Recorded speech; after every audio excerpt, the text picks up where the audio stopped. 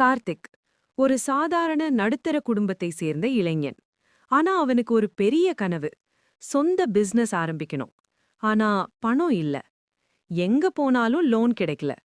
Friends கிட்ட கேட்டாலும் யாராலும் ஹெல்ப் ஆகல. ஒரு நாள் சோகமா வீட்ல உட்கார்ந்திருந்தான். அத அவன் அம்மா கவனிச்சாங்க. என்னடா கார்த்திக், ஏன் இப்படி இருக்கன்னு கேட்டாங்க.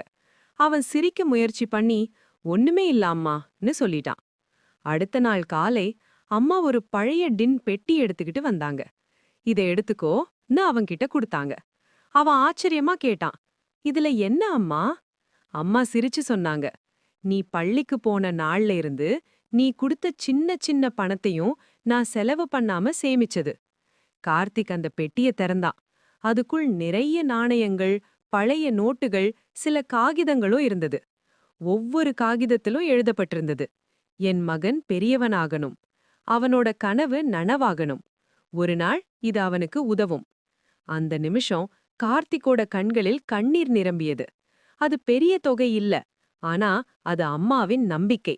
அது அவங்க காதல். அது அவங்க வாழ்க்கை முழுக்க சேமிப்பு.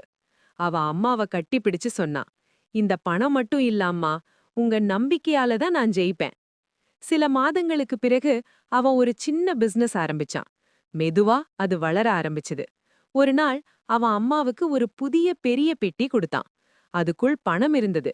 அதோட ஒரு குறிப்பு, இது ஏன் சேமிப்பு இல்ல அம்மா, நீங்க கொடுத்த தைரியத்தோட பலன். அம்மா சேமிப்பது பணம் மட்டும் இல்ல, குழந்தையின் எதிர்காலம்.